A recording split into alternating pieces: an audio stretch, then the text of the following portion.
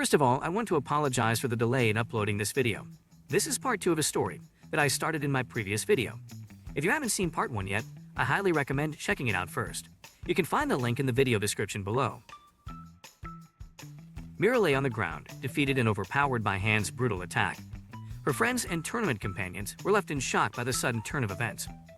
Han had always been a complicated character, with a past that none of his friends knew about. He was fighting in the tournament to save his friend, who was suffering from an incurable disease. Wusumte and Han were once close friends who had fought together against the world. But when the world turned against them, they were forced to take drastic measures. Mori visited Mira in the hospital after her brutal fight and realized that something must be troubling Han. In a previous encounter, Mori and Han had saved Mira from a difficult situation, without asking for anything in return. She knew that Han needed help and was determined to return the favor. Han's request for help came with a high price. Mujin Park, the organizer of the tournament, offered an ultimatum that Han must win the semifinals and finals to fulfill his request. The reason for Han's previous behavior towards his friend finally became clear to everyone. The fight between Mori and Han was something out of a fairy tale. Mori held back his full strength, knowing that Han was in a lot of pain and frustration. Han fought back fiercely, refusing to back down. Neither of them was willing to give up. In the middle of the fight, Mujin Park delivered some bitter news. Han's friend had passed away, leaving him devastated. As Mori was about to deliver the finishing blow, Mira appeared with a loudspeaker in hand. She urged Han to keep fighting and handed him a letter from his deceased friend, filled with encouraging words. It reignited the flame within Han, inspiring him to fight with renewed vigor. The fight became even more intense and thrilling, raising the heartbeats of everyone watching. Both warriors fought with everything they had, but in the end, Mori emerged victorious.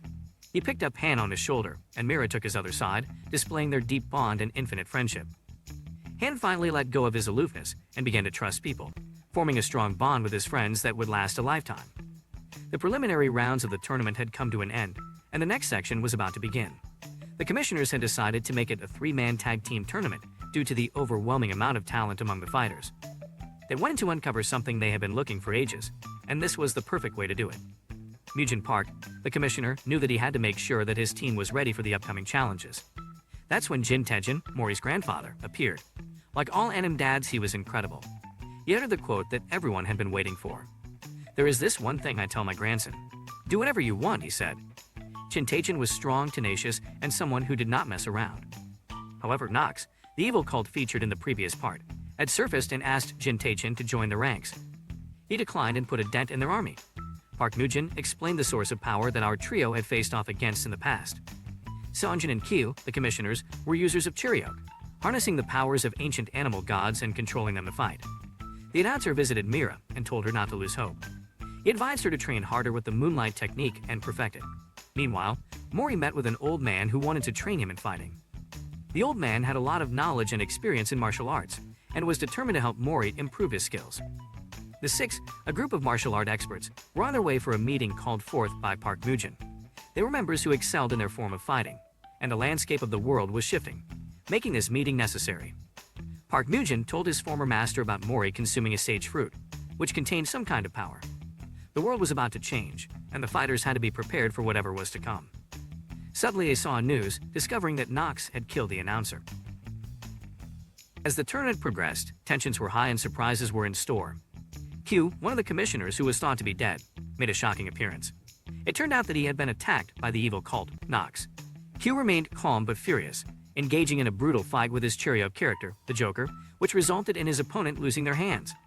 However, just as he was about to land the final blow, 2 Nox assassins intervened, forcing Q to fight off their assault with the help of O. Meanwhile, the first 3-man match of the tournament was underway, with each member of the team facing off against each other in a best-of-3 format. Mori and his team were wary of the possibility that their opponents may use Chiriok, a power that they had encountered in the past. In the first match, Mori faced Nagaidong, but lost due to his attempt at using a wrong pressure point technique. Next up was Han, who fought against Jim Punkwang, the oldest contestant in the tournament. Han learned about Jim's backstory, discovering that he had given up on life when he was in high school, but was now pursuing his education and the tournament in hopes of helping students like himself. Despite Jim's use of Chiriok, Han emerged victorious, fueled by his dream of becoming the greatest fighter and his desire to help his friends. In the third match, Jang Jangmi faced off against Yumira. Jang had struggled to win against a certain opponent, but was helped by Jim Pun, who inspired her to keep going. Although Jang fought fiercely, Mira ultimately broke her sword and defeated her. But Jang did not give up, using Chariok to create a new sword and continuing to fight. Mira, who had a dream of her own, used a technique to destroy Jang's Chariok and won with a powerful kick. The fourth match of the God of Highschool tournament was one for the books. The audience was on the edge of their seats as Jae-gal, a feared and dangerous man with a Chariok that took the form of a shark, mercilessly destroyed his opponents one by one. It was a clear demonstration of the immense power that Chariok wielders possessed. Despite Mira's attempts to stop Mori from interfering as he had done before, Han could not stand by and watch any longer. He leaped into the arena and put a stop to Jae-gal's rampage. However, his actions did not go unnoticed, and he was quickly suspended from participating in an upcoming match. Meanwhile, Park Mujin, the tournament's commissioner, received news that there may be a mole within the organization and that Jin Taejin, Mori's grandfather, had possibly been abducted. When a severed hand was discovered in the forest, it confirmed that it belonged to Jin Taejin. The stakes were high, and the tournament was becoming more dangerous by the minute. The magician watched from a distance as his grandson underwent surgery, his heart heavy with worry. As a member of the Six, he had seen his fair share of battles and was well versed in the art of war. But this was different. This was his family. As he waited anxiously, he couldn't help but think about the ongoing God of Highschool tournament and the questions he had for Park Mujin about why Jae-gal was not disqualified. The mysterious key that everyone talked about also weighed heavily on his mind. It was clear that this key was the key to victory, the chosen one that everyone sought. Meanwhile, another match raged on between LPO's team and Do. Do won the first round rather easily, but the next round was won by LPO's cousin. It seemed that the teams were evenly matched, with the third round being LPO's turn. He used an old martial arts form called Tekken, which had been forgotten for some time. Mori realized that he might have some connection with Jin Taejin, his grandfather. Park Mujin called forth Mori, and the young fighter learned about the possibility that his grandfather might be in danger. This weighed heavily on his mind, and he felt that if he was a bit stronger, he might be able to go help his grandfather. Just as he was thinking about all these things, LPO came to visit him. He picked a fight with Mori as soon as they'd met, their fighting styles coinciding in such a way that each of them had a chance at getting the other in a real fight. Mori asked about the tiger mark on his back, and he confirmed Mori's suspicions that he might know Jin Taejin. We were then shown a glimpse LPO's past and how he became the person he is. Jin Taejin gave him purpose when no one else could. Left alone, he was the one who gave him the textbook to learn all the techniques of Tekken, an art form that his grandfather Park Ita had trained in. In a heartwarming interaction, we found a relatable sleepyhead Mori being carried around by his grandfather. However, the peace was short-lived as Jiggle Teak attacked them out of the blue. Mori escaped without a scratch due to Park LPO's intervention. 2. One of the commissioners of God of Highschool went rogue and tried to attack Park Mujin. Allegations were thrown upon him on why he let Simbong's family die. Mujin reciprocated by repelling Q to the wall and subduing him. 2 realized later that Mujin Park had actually saved his wife and daughter from Nox and had relocated them to another secret location. Concerning the events leading to the death of Simbogsa and the attack on Q, God of Highschool tournament members knew that there was a traitor in their midst, and they wanted to find out who it was soon. Han approached Q and asked him to train him. He wanted to attain Chariok and get stronger to help his team. Han and Mira received alerts on their phones saying that it was Mori's birthday. They rushed to his apartment with food in hand. He cherished the words that his grandfather said and understood the meaning of it all. Mori had received an urgent message with a photo of his grandfather without a hand. Without a second thought, he abandoned the ongoing match and headed off to save his grandfather. Meanwhile, in the competition arena, Mira faced a mysterious team alone. With Han suspended and Mori's whereabouts unknown, the Seoul team was at a disadvantage. Mira realized that her opponent was no ordinary man when he started using her own moonlight sword against her, attempting to undermine and destroy her. She fought hard, hoping to buy enough time for Mori to return. As Han searched for Mori, he came across a girl who had been attacked and incapacitated. To his surprise, a girl attacked him upon seeing his masculine aura, but quickly fell for him and kissed him in the heat of the moment. Mori eventually arrived at a warehouse where his grandfather was being held captive. He found him shackled and missing a hand. In an attempt to remove the shackles, the flesh on his grandfather's arm began to mutate and ended up exploding. Mori discovered that Nox, an evil organization, had been behind his grandfather's capture and had been eliminating other teams in the competition to secure their victory. Their ultimate goal remained a mystery, but their ruthless actions were clear. Both Mira and Mori soon realized that their opponents were imposters dressed as contestants. The tournament was a brutal free-for-all, with villains and infiltrators running amok, while the commissioners turned a blind eye. All parties were fighting to find the key that would accomplish an unknown goal. Mira was left badly injured and in a near-death state. However, she managed to attain Chariok and fought back magnificently, dodging her opponent's attacks and reclaiming ownership of her sword. With her newfound power, she sliced and diced her opponent and incapacitated him. As Mira fell to the ground, Mori rushed to her side and held her head. Mori was visibly angry, more so than usual. The series then showed how he took down the agent who had attacked him earlier and his current opponent simultaneously using a new move. It was a moment that marked the birth of a strong main character in epic fashion. Park Nugent has a little talk with Mori, Mira, and Dewey. He reveals that the opponents they faced had stolen identities to fulfill a greater task.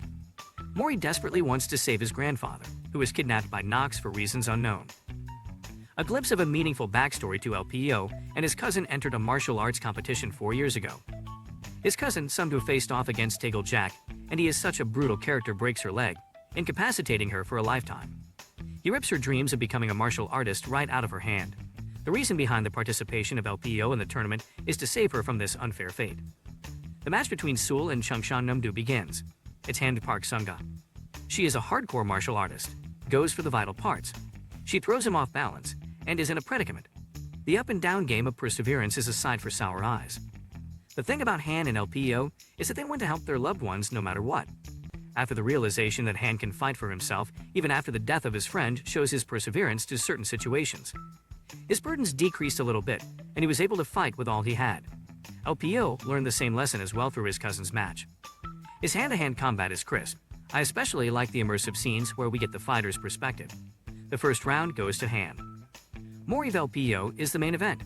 Mori, overpowered by his opponent, begins to doubt his capabilities and if he is weak to save his grandfather. At first glance, Mori portrayed as a rather overpowered character, as his flaws exposed one by one. Dialed down and shown as a mortal being. On the verge of hopelessness, he finally starts thinking about how he can defeat his opponent. He uses a combination of Mira's and Han's attacks. He corrects his mistakes one by one and proceeds to give the viewers one of the best fights to date. LPO is defeated and finally acknowledges Mori to be a great fighter like his grandfather Jin Tae-jin. While this was going on, a lot of villains from the Nox have been plotting to bring out the true form of the fighters in their quest to find the key. A lot of mystic powers play hand in hand, and the leader of Nox summons God himself.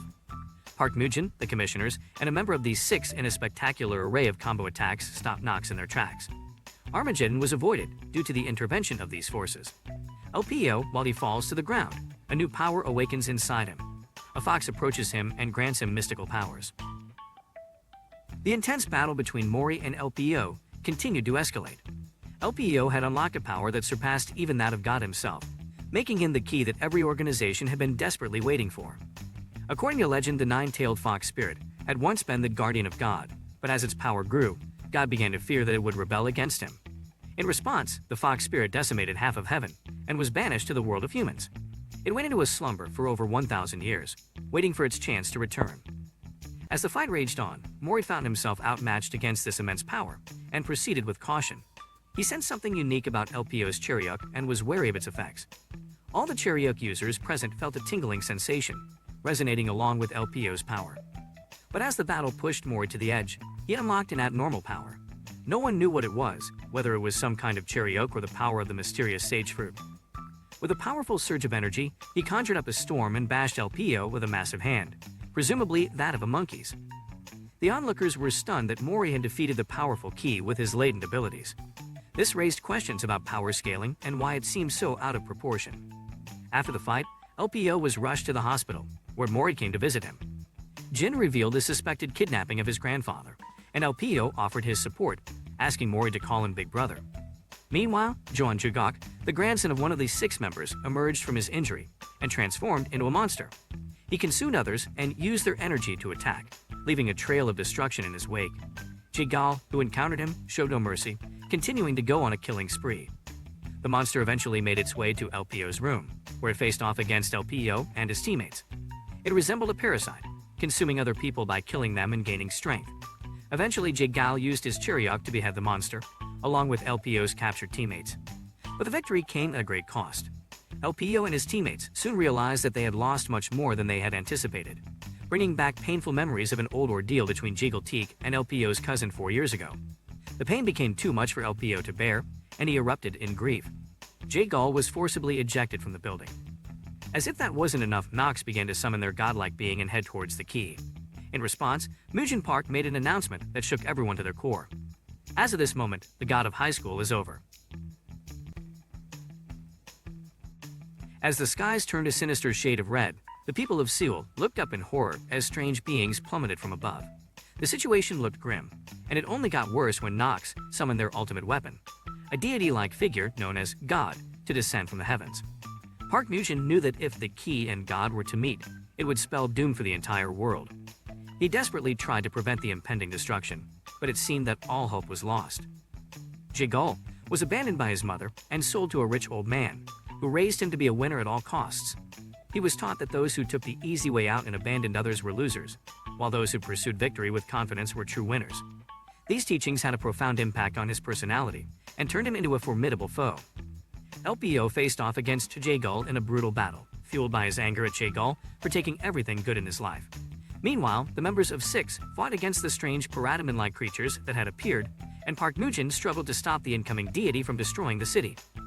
In the midst of the chaos, LPO lost the key, which was transformed into an actual key that everyone desperately sought to possess. The battles and conflicts escalated, and the members of the God of High School tournament were transported to a mysterious garden until the issue could be resolved. Mori was entrusted with keeping the key safe for LPO, while Han's Cherry of Nature was revealed and Jae-gul went on another rampage. However, the most spectacular display of power came from John Jason, who used his alchemy to teleport every citizen far away from the attack site, and then proceeded to destroy God and disintegrate all the missiles that were launched. Despite the formidable opposition they faced, the members of Six were not to be underestimated. They managed to transport the entire deity to a jungle where the others were sent, but Jae-gul continued his rampage, taking out Han and Mira with ease. He proved to be an unstoppable force, and even Mori could not match his perseverance. Jae-gul finally got his hands on the key and transformed into something even more terrifying, an angel of death. The situation looked bleaker than ever before, and the fate of the world hung in the balance. Jae-gul had consumed the key and transformed into a god, an angel of death, with a single-minded goal to destroy everything and everyone. Mori, Han, and Mira found themselves on the front line, facing the brunt of his wrath. Each of them was assaulted and taken down one by one, leaving Mori frozen in fear at the sight of Jae-gul. As Han stood in front of Mori and Mira, ready to sacrifice himself, something in him snapped. Memories of the match between LPO and Mori flooded back, and Mori unlocked a latent power that transformed him into a different entity, Saign-Tae-Si, the Monkey King. The Monkey King had existed throughout history, known by different names in many cultures. In Chinese Mandarin, he was known as Sun Wukong. With this newfound power, an epic fight ensued between the Monkey King and Jae-gul, one of the best animated fights in the series. Mori used his new abo to take down Jae-gul's hideous creatures, making him pay for every indecent deed he had committed. Mujin Park and the others watched from a distance, witnessing the spectacle created by Mori. They couldn't believe what they were seeing. Cherryuk was a power borrowed from the gods, but Mori was a god himself. He summoned lightning from the skies to destroy Jae-gul and subdued him. As the battle ended, Mori collapsed into the loving arms of his friends. They suspected that he had been possessed by someone else, but that was not the case. Mori's crown had reacted to Jae-gul's tenacious intent, and he had fought back with all his might. Jae-gul wanted more power, and he transformed into a grotesque creature, hell-bent on devouring everyone in his path. Mira and Han struggled to keep Mori safe from harm. LPO arrived and told Mori that he should not do things alone and that he should rely on his friends more.